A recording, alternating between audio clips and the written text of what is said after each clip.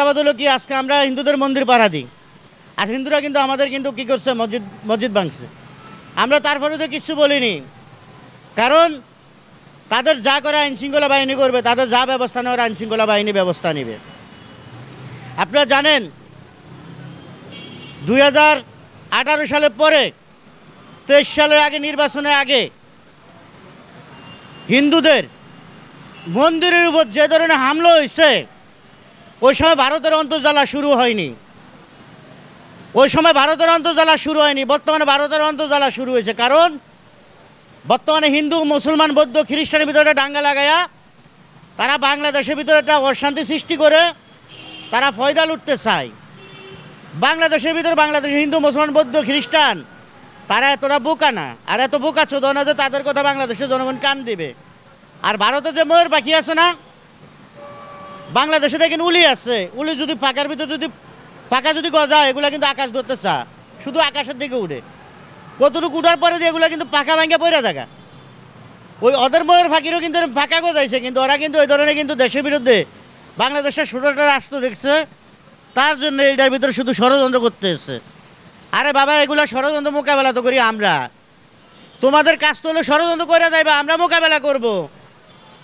তোমাদের নেতৃত্বে শেখ হাসিনা যা কিছু করছে এগুলো আমরা বুঝলে যাইনি, কিন্তু এগুলো আমরা মোকাবেলা করছি, তারে ক্ষমতাচ্যুত করছি।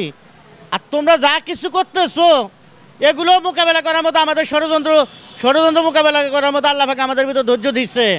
আমরা তোমাদের ওই ফাঁদে পাও দিতে আমরা চাই না। আমরা নিজেদের গতিতে নিজেরা চলবো। তোমরা কি করলা না করলা, কি কইলা না কইলা, আমরা এগুলো দেখি না। আগে তোমাদের চ্যানেল দেখতাম, নাটক দেখতাম, ভালো লাগতো, চাইতাম। এখন আমি মনে করি বাংলাদেশ ডাক্তার ইউনূস সাহেবের কাছে এগুলো বন্ধ করে দেওয়া উচিত।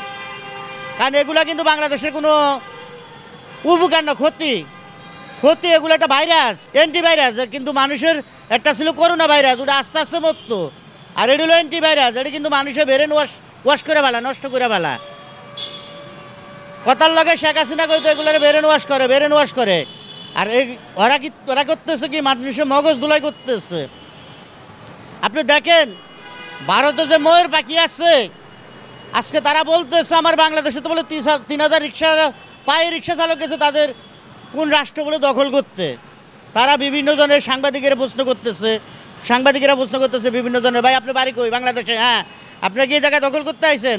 তারা বলে কেন, আমাদের দেশটা খুব শান্তিপ্রিয় দেশ, দু একজন ওইটা বলে। আর আওয়ামী লীগের যেগুলো বাংলাদেশে সুশাসন ছিল না, এগুলো যে মানুষের পকেটের টাকা নিচ্ছে, রাস্তা সাদাবাজি করছে, লুটতারাজ করছে, মানুষের উপর জুলুম নির্যাতন চালাইছে, এগুলো বর্তমানে দেশে থাকতেছে না ভয়ের জন্যে। এগুলো ভারতে যে আশ্রয় নিচ্ছে, এগুলো সামনে যদি পড়ে তা হ্যাঁ কিছু না কিছু তো হইতেছে, এগুলো আলোচনার মাধ্যমে শেষ হবে। আরে বাবা, তোমারে বলতেছি, তোমার কেউ কিছু বলবে না, আসো, তোমার নিরাপত্তা আমি তোমার নিরাপত্তা দিমু। কোন জায়গায় হিন্দুদের হামলা হইতেছে তুমি দেখাও, আমরা এটা দেখতে চাই, কারা হামলা করতে হবে। তোমরা এই যে হিন্দুদের যে মন্দিরের সময় পূজার সময় আপনারা কি তাদের মন্দিরকে পাহারা দিছিলেন? অবশ্যই পাহারা দিছি। পাহারা না দিলে তারা তো তাদের হিন্দুদের কাছে জিজ্ঞেস করেন তো, 16 বছরের ভিতরে এরকম সুন্দর শান্তিপূর্ণভাবে শৃঙ্খলাভাবে কোনো সময় তারা পূজা